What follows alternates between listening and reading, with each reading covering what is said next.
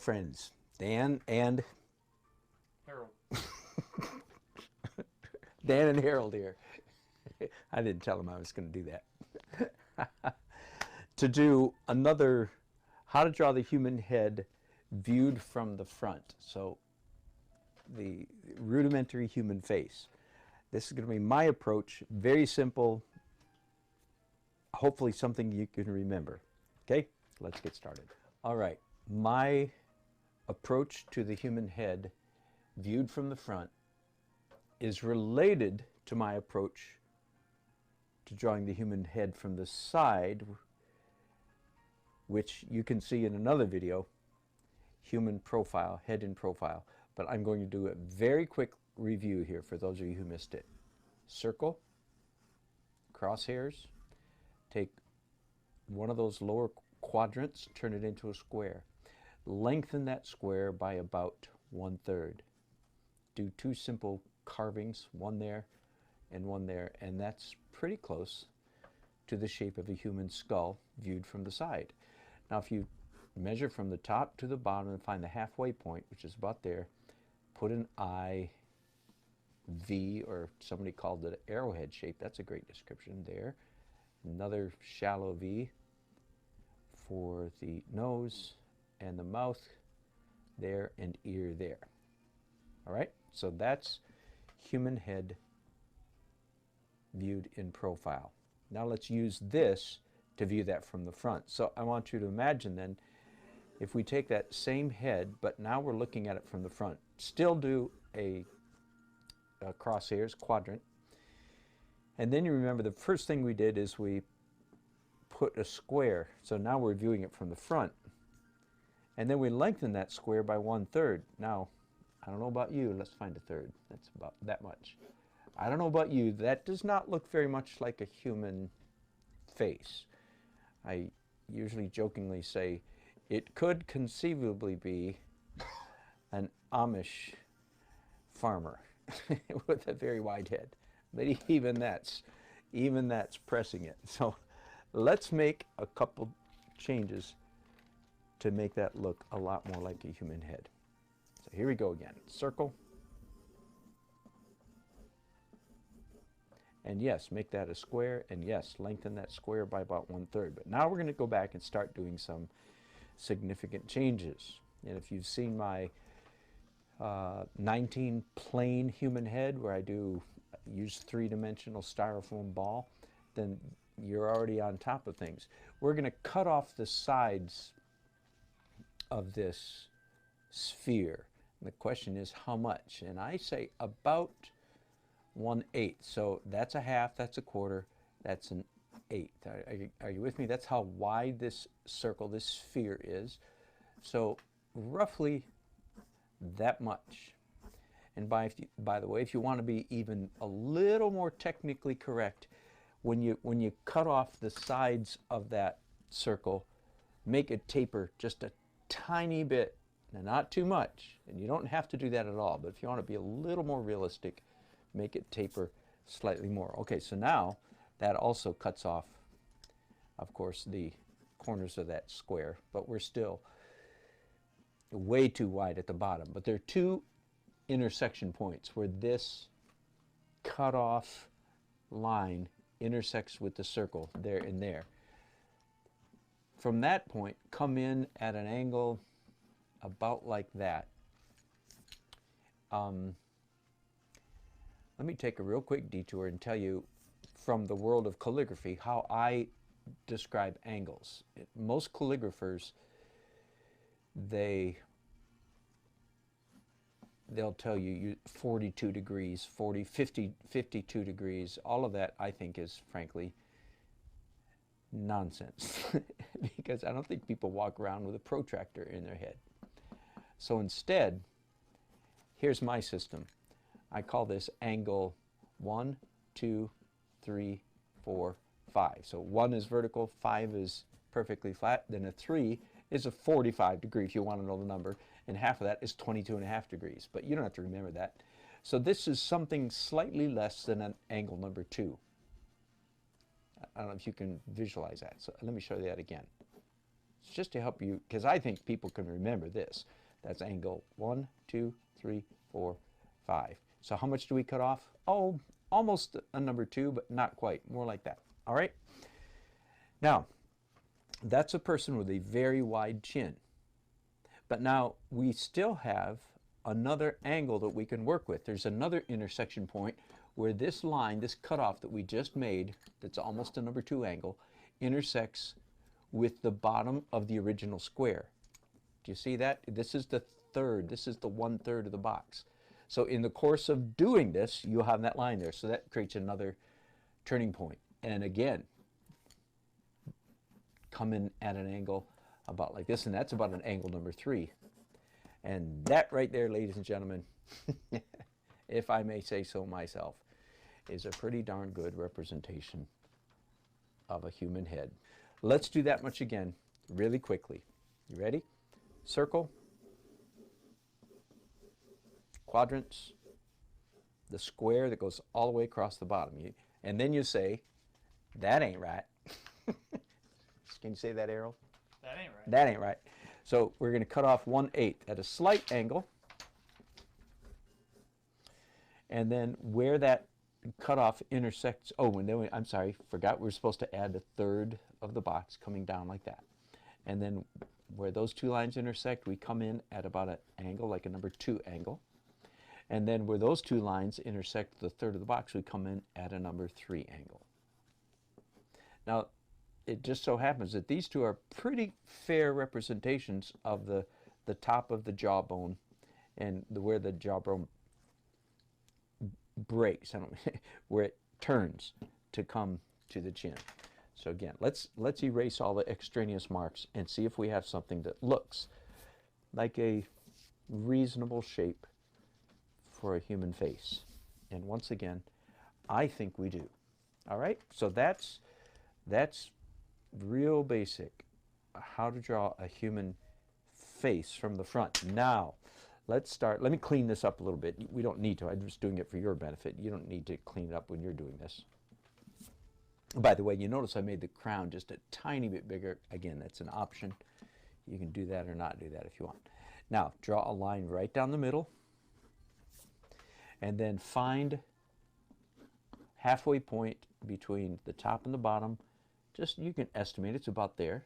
Draw a line there. Now, you'll hear different things. Generally speaking, you've heard that the eye goes there. Let's just go with the simple one right now. Now, the mnemonic device that several devices that I'm about to use for locating the placement of the eyes, nose, and mouth are real simple. You just have to remember one word.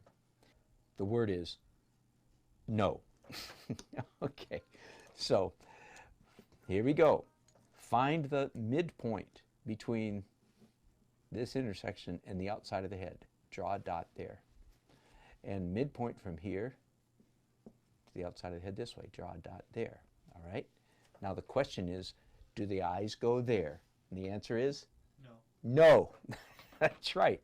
Now, before we lose our noses, oh boy, before we lose our nose, draw halfway between here and the bottom of the chin, find that point.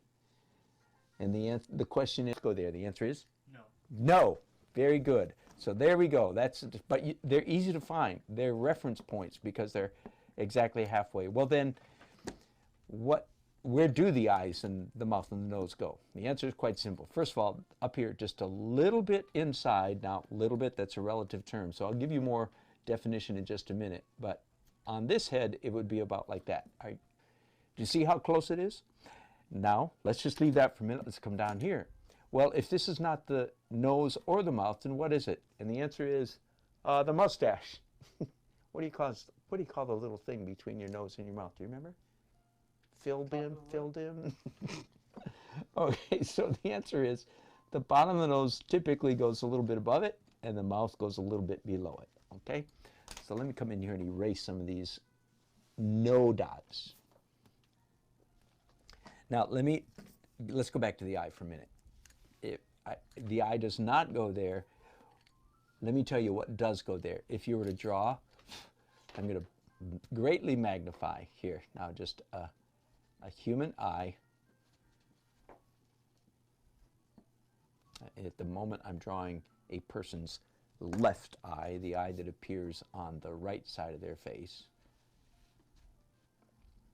Just real quickly, let's just get a basic eye drawn, okay?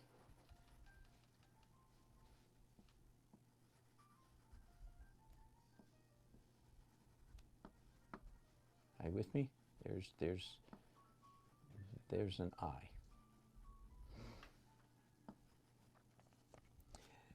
Let me tell you where this original dot, the dot that had the answer no, where does it go? It goes right about there in the white of the eye. Okay, does that help you a little bit? That first dot, where does it go? Right there in the outside of the white of the eye. So you can begin to try to draw an eye in here, and we're going to be in real trouble real quickly because the question is, well, what shape is an eye? And we'll talk about that a little bit in just a few minutes. And how, more importantly, how big or how wide is the eye? Now, I don't know if you've heard this little trick before, but the human face is on average 5 eyes wide. So it just so happens that the way I've drawn these eyes right here, they are 1/2 inch wide. There should be 1/2 inch between the two of them and 1/2 inch from the outside of each one to the outside of the head. So, you know, that helps if you've got a ruler, but if you don't, you can just try to estimate it. The human head on average is about 5 eyes wide. So again, that's not a foolproof system, especially if you don't have a ruler, but it does help somewhat. Let's go straight to the mouth now and begin by drawing the mouth at just a straight line. Resist the temptation to put any kind of curve like that. Oh, that's elementary cartoony stuff. Now start with a straight line. And how wide is the mouth? Now this is easy. Come straight down from each pupil. On average, most people's mouths are just as wide as the pupils of their eye. All right? Really? Yep. Now the bottom of the nose, I'm going to give you a real simple 3 curves. One is a shallow curve. You can compare it to a contact lens upside down, or maybe a petri dish. I don't remember that well what a petri dish looks, but a shallow curve like this. Yeah. I mean, contact lens, that's a pretty good description, but some people don't know what a contact lens looks like, I suppose. Really? And then on the outside of each of those, a tiny little curve pointing downward, and then parentheses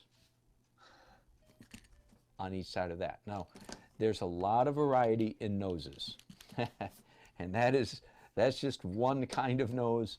Trust me, we'll talk a whole lot about other noses in the days, weeks, months, or years to come. But that just helps get you started. Okay, 3 curves. Shallow curve. Again, shallow curve could be that one's deeper. The outside curves, and then parentheses. Okay, just a real simple, let's get started kind of thing, which is what this is all about. Now, let's fix this mouth a little bit. It started out with a straight line. You could just leave it straight for the moment. Let me go to a clean piece of paper and isolate a mouth for you. Straight line, curve, curve. And this is about as simple a mouth as you can get. And we can get a whole lot fancier than that, believe me, and we will. But this is introduction to human face. This is not the end of the human face. This is just getting started.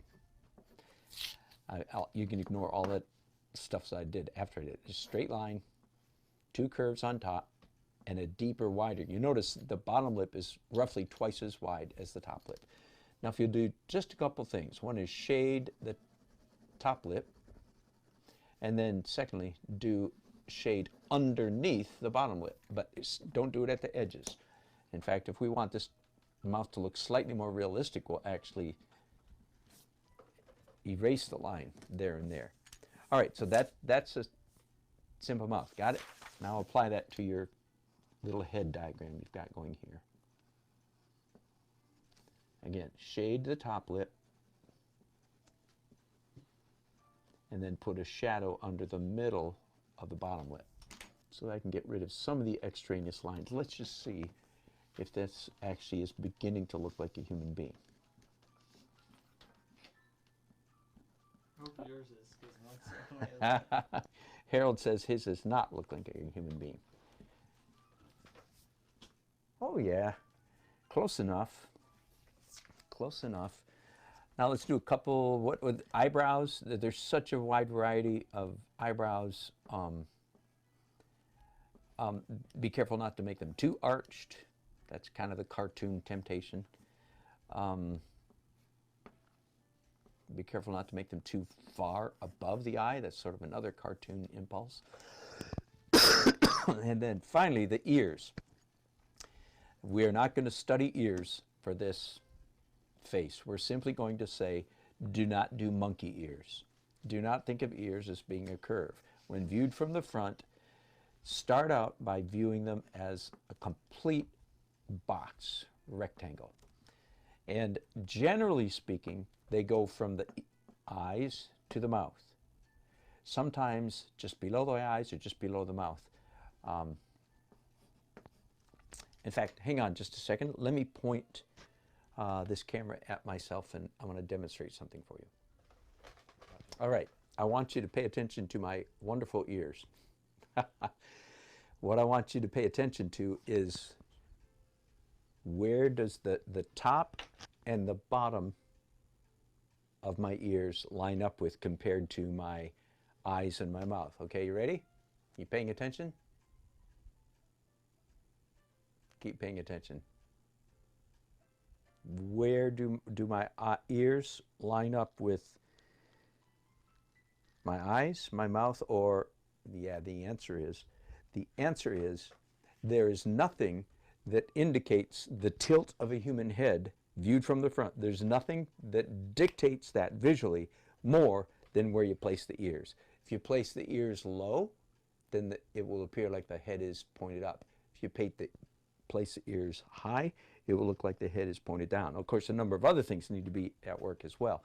But that's partly why it's hard to answer the question, well, what do your ears line up with? Because just a little tilt of the head like this, which is very normal, you know, without getting radical, just a little tilt makes a huge difference. That's what you'll find yourself saying.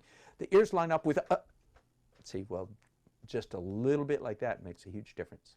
All right, so that's a human head. We're going to do it one more time really quickly so it sticks in our head. Circle, quadrants, square, add 1/3. That's more than a third. Slice off about 1/8.